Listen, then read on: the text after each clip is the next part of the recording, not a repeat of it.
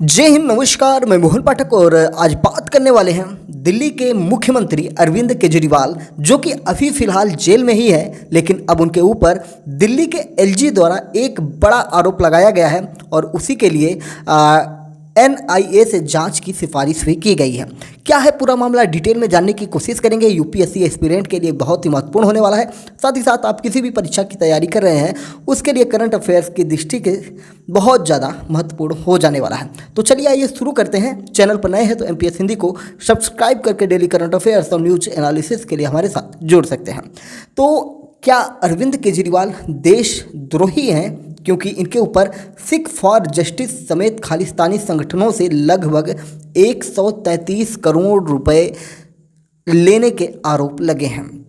इन सारी चीज़ों की शुरुआत होती है यूं कि दिल्ली के उपराज्यपाल वीके सक्सेना ने दिल्ली सीएम अरविंद केजरीवाल के खिलाफ एनआईए जांच की सिफारिश की है। उन्होंने कहा है कि केजरीवाल ने बैन किए गए आतंकी संगठन सिख फॉर जस्टिस से पॉलिटिकल फंडिंग ली है, यानी कि राजनीति के चंदा लिया हुआ है। एलजी के पास वर्ल्ड हिंदू फेडरेशन के राष्ट्रीय महासचिव आशु मोंगिया की शिकायत आई थी, जिसमें कहा गया था कि अरविंद केजरीवाल की आम आदमी पार्टी ने 2014 से 2022 के बीच खालिस्तानी आतंकी समूहों से लगभग 1.6 करोड़ डॉलर यानी कि 133 करोड़ रुपए लिए थे, ताकि देवेंद्र पाल भुल्लर की रिहाई कराई जा सके। इस शिकायत के आधार पर एलजी ने यह सिफारिश की है। उन्होंने जो लेटर जारी किया हुआ है वो हम आपको स्क्रीन पर लगातार दिखा रहे हैं। दावा क्या किया गया है, जो शिकायत की गई है, इसमें बताया गया है कि केजरीवाल ने 2014 से 2022 के बीच खालिस्तानी समूहों से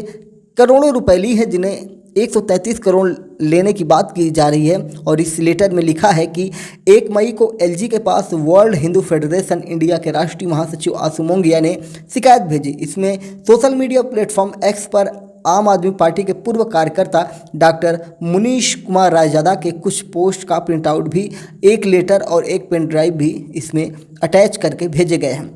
अपनी शिकायत में आशु मोंगिया ने पेन ड्राइव के एक वीडियो का जिक्र किया था, जिसमें खालिस्तानी आतंकी और सिख फॉर जस्टिस का फाउंडर गुरपतवंत सिंह पन्नू ने यह दावा किया था कि अरविंद केजरीवाल की पार्टी आम आदमी पार्टी जो है ये 2014 से 2022 के बीच में करोड़ों रुपए खालिस्तानी समूहों से लिया है। इसमें यह भी दावा किया गया था कि 2014 में केजरीवाल ने न्यूयॉर्क के गुरुद्वारा रिचमंड हिल में खालिस्तान समर्थक सिखों से मुलाकात भी की थी। इस मीटिंग में केजरीवाल ने वादा किया था कि अगर आम आदमी पार्टी खालिस्तानी समूहों से फंडिंग मिलती रहेगी पार्टी को, तो देवेंद्र पाल भुल्लर की रिहाई में मदद करेगी। कौन? आम आदमी पार्टी। आपको बता दें, मुझे वो चीज़ याद आ रहा है कि अरविंद केजरीवाल के ऊपर उनके सहयोगी और उनके साथी, उनके परम मित्र कवि हुआ करते थे, कुमार विश्वास जो कवि हैं, उन्होंने भी ये आरोप लगाया था कि अरविंद केजरीवाल ने एक बार कहा था कि हम लोग खाना खा रहे थे और उसमें अरविंद केजरीवाल ने ये बातें कही थी कि या तो मैं पंजाब का मुख्यमंत्री बनूंगा या एक अलग देश का प्रधानमंत्री बनूंगा। हालांकि इन सारी बातों पर ये चीज़ें कहीं ना कहीं मोहर लगाती हुई नज़र आ रही हैं। अगर ऐसी फंडिंग हुई है तो फिलहाल अभी एनआईए की जाँच की सिफारिश की गई है। सिफारिश पहले भी की गई थी कुछ और मामले में, उनकी भी जिक्र हम आगे करने की कोशिश करेंगे। शिकायत में यह भी लिखा है कि मुनीश कुमार रायजादा, जो कि 2014 में आम आदमी पार्टी के कार्यकर्ता थे, उन्होंने एक्स पर जो ट्वीट्स लिखे हैं, इसमें हमने बताया कि इसमें न्यूयॉर्क के रिचमंड हिल गुरुद्वारे में अरविंद केजरीवाल और सिख नेताओं की मुलाकात की तस्वीरें जो हैं, और इसे इनके ट्वीट्स में ये भी कंफर्म किया था कि पब्लिक मीटिंग्स के अलावा इस गुरुद्वारे में केजरीवाल ने खालिस्तान समर्थक सिख नेताओं से अकेले में भी मुलाकात की थी। अगर मुलाकात की थी तो ऐसी कौन सी बात थी जो मुलाकात में की गई होंगी, ये चर्चा का विषय बन सकता है। लेटर में यह भी लिखा था कि केजरीवाल ने तत्कालीन राष्ट्रपति प्रणब मुखर्जी को चिट्ठी लिखकर भुल्लर के लिए दया की याचिका की भी मांग की थी। इस मामले में अरविंद केजरीवाल की तरफ से इकबाल सिंह के नाम लिखी एक चिट्ठी को भी शामिल किया गया। 27 जनवरी 2014 को लिखी इस चिट्ठी में लिखा है कि हमारी सरकार इस मुद्दे के प्रति संवेदनशील है और हम पूरी कोशिश करेंगे कि न्याय मिले। केजरीवाल ने अपनी चिट्ठी में यह भी लिखा था कि दिल्ली सरकार ने पहले ही प्रोफेसर भुल्लर की रिहाई की सिफारिश राष्ट्रपति के पास भेज दी है। इसके साथ ही दिल्ली सरकार एसआईटी के गठन जैसे अन्य मुद्दों पर भी काम करती रहेगी। एलजी को मिली शिकायत में लिखा है कि उस समय की मीडिया रिपोर्ट्स के मुताबिक भुल्लर की रिहाई के लिए इकबाल सिंह दिल्ली के जंतर मंतर पर भूख हड़ताल कर रहा था। जब उसे केजरीवाल की तरफ से चिट्ठी मिली तो उसने अपने भूख हड़ताल को समाप्त कर दी। एलजी कार्यालय ने गृह मंत्रालय के नाम लिखे पत्र में लिखा है कि उन्हें जो शिकायत मिली है उसमें अपील की गई है कि आम आदमी पार्टी पर लगे इन आरोपों की गहराई से जांच की जाए। एलजी कार्यालय ने लिखा है कि ये आरोप मुख्यमंत्री के खिलाफ लगाए गए हैं और भारत में बैन एक आतंकी संगठन से एक राजनीतिक दल को मिले फंड से जुड़ा मामला है। इसलिए जो सबूत शिकायतकर्ता ने दिए हैं उनकी फॉरेंसिक समेत हर तरह की जांच कराई जाए। एलजी कार्यालय ने गृह मंत्रालय से अपील भी की है कि शिकायतकर्ता ने बेहद गंभीर और संवेदनशील आरोप लगाए हैं, लिहाजा आरोपों की जांच एनआईए के जरिए कराई जाए। सिख फॉर जस्टिस क्या है, इसके बारे में हमने पहले भी चर्चा की हुई है जब हमने खालिस्तान के बारे में चर्चा की हुई थी, लेकिन आज जो साथी हमारे साथ नए जुड़े हैं जिनको नहीं पता है उनको ये भी बताने की जरूरी है। सिख फॉर जस्टिस यानी एसएफजे सिखों के लिए अलग खालिस्तान देश की मांग करने वाला एक संगठन है। यानी कि जो हमारा पंजाब का एरिया है, पंजाब है, चंडीगढ़ वाला एरिया है, इन सारे एरियाज को मिलाकर ये क्या चाहते हैं, एक नया देश की मांग करते हैं।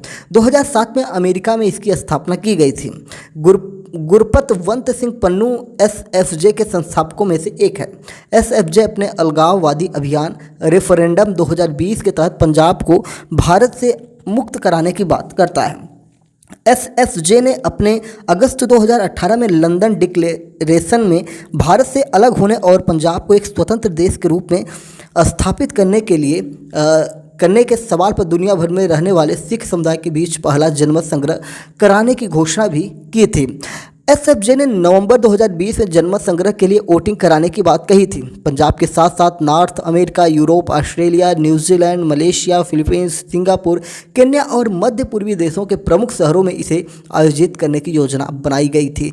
रेफरेंडम 2020 नाम से बाकायदा एक वेबसाइट भी बनाई गई थी। इसमें लिखा था, एक बार जब भारत से आज़ादी को लेकर पंजाबी लोगों के भीतर आम सहमति बन जाएगी तो हम पंजाब को एक देश के रूप में एस्टेब्लिश करने के लक्ष्य के साथ संयुक्त राष्ट्र और अन्य अंतर्राष्ट्रीय निकायों से संपर्क करेंगे। एसएफजे का चीफ गुरपतवंत सिंह पन्नू, इसके बारे में कुछ चीज़ें मैं आपको बता दूं कि गुरपतवंत सिंह पन्नू मूल रूप से अमृतसर के खानकोट गांव का रहने वाला है। पंजाब यूनिवर्सिटी से गुरपतवंत सिंह पन्नू ने लॉ की पढ़ाई की, यानी कि एक वकील है। पन्नू के पिता Mahendra Singh Punjab state agriculture marketing board के पूर्व कर्मचारी थे। पन्नू फिलहाल अमेरिका में वकालत कर रहा है और एसएफजे का कानूनी सलाहकार भी है। पन्नू अमेरिका के साथ ही कनाडा का भी निवासी है। अमेरिका के अलावा कनाडा और ब्रिटेन में अपने संगठनों के जरिए भारत विरोधी प्रोपोगेंडा चलाता है। खालिस्तान की मांग के नाम पर वीडियो जारी कर वह पंजाब में अशांति फैलाने की कोशिश भी करता रहता है। इसको 2019 में बैन किया गया था। क्या हुआ था ये भी आपको जानना चाहिए। माना जाता है कि पन्नू ब्रिटेन में रह रहे बब्बर खालसा इंटरनेशनल के परमजीत सिंह पम्मा, कनाडा में रहने वाले केटीएफ चीफ हरदीप सिंह निज्जर और इंटरनेशनल सिख यूथ फेडरेशन के मलकीत सिंह फौजी के संपर्क में है। केंद्र सरकार ने 2019 में अलगाववादी गतिविधियां चलाने के आरोप में गैरकानूनी गतिविधि रोकथाम अधिनियम यानी यूएपीए के तहत एसएफजे पर बैन लगाया है। गृह मंत्रालय ने अपनी अधिसूचना में कहा कि सिखों के लिए रेफरेंडम की आड़ में एसएफजे पंजाब में अलगाववाद और उग्रवादी विचारधारा का समर्थन कर रहा है। साथ ही विदेशी धरती पर सुरक्षित ठिकानों से काम कर रहा है और दुश्मन देशों का उसे समर्थन भी मिल रहा है। पन्नू पर साल 2020 में अलगाववाद को बढ़ावा देने और पंजाबी सिख युवाओं को हथियार उठाने के लिए प्रोत्साहित करने का आरोप भी लगा है। इसके बाद केंद्र सरकार ने 1 जुलाई 2020 को पन्नू को यूएपीए के तहत आतंकी घोषित किया है। 2020 में सरकार ने एसएफजे से जुड़े 40 से ज़्यादा वेब पेज और यूट्यूब चैनलों को बैन किया है। और भी बहुत सारी चीज़ें इनके बारे में है जो आपको पहले से पता ही होंगी। आपको बता दें कि आपने खबरें सुनी होंगी कि बहुत सारे ऐसे जो भारत के दुश्मन हैं वो अचानक से उनको कोई अज्ञात हमलावर आता है और उनको मार के चला जाता है। तो ये ऐसे ही खालिस्तानियों की पिटाई हो रही है, मारा पीटा जा रहा है, उनको मार दिया जा रहा है। इन सारी चीज़ों का कहीं ना कहीं असर दिखाई पड़ रहा है और इनमें जो इनके एक तरह से कहा जाए कि जो इरादे हैं उसे नाकाम करने की कोशिश की जा रही है। इन सारे आरोपों पर आम आदमी पार्टी ने क्या कहा है? आम आदमी पार्टी ने कहा है कि एनआईए की जांच की सिफारिश पर आम आदमी पार्टी ये कह रही है कि ये हमारे साथ षड्यंत्र हो रहा है। दिल्ली सरकार में मंत्री सौरभ भारद्वाज ने आरोप लगाया है कि एलजी साहब भाजपा के एजेंट हैं। सीएम केजरीवाल के खिलाफ एक और बड़ा षड्यंत्र है। भाजपा के इशारे पर मुख्यमंत्री अरविंद केजरीवाल के खिलाफ एक और षड्यंत्र रचा गया है। भाजपा दिल्ली में 7 सीट हार रही है। हार के डर से भाजपा बौखला गई है। पंजाब विधानसभा चुनाव से पहले भी भाजपा ने ये साजिश की थी। तो ये सारे आरोप आम आदमी पार्टी के द्वारा अपने ऊपर लगे आरोपों को तरह से नकारते हुए और ये कह रहा है कि राजनीतिक रूप से प्रेरित है और हमारे ऊपर ये आरोप लगाकर अरविंद केजरीवाल की जो छवि है उसको धूमिल करने की कोशिश की जा रही है।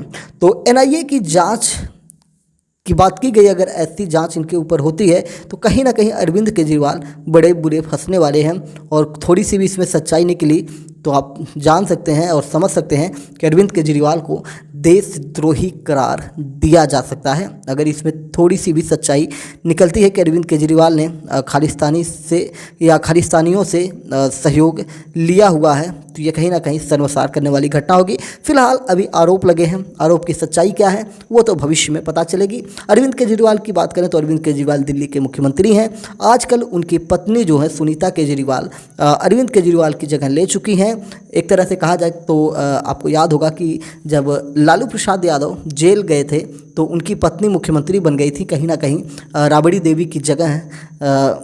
अब ऐसे ही सुनीता केजरीवाल नज़र आ रही हैं और कहीं ना कहीं परिवारवाद को आगे बढ़ाने की कोशिश इसमें की जा रही है। तो चलिए फिर मिलते हैं एक बड़ी अपडेट के साथ। चैनल पर नए हैं तो MPS हिंदी को सब्सक्राइब करके हमारे साथ जुड़ जाइए डेली करंट अफेयर्स और न्यूज़ एनालिसिस के लिए। तो क्या सोचते हैं, क्या आरोप सही है या गलत है, इन सारी चीज़ों के बारे में आप कमेंट बॉक्स में अपने विचारों को भी हमारे साथ साझा कर सकते हैं। तो चलिए फिर मिलते हैं,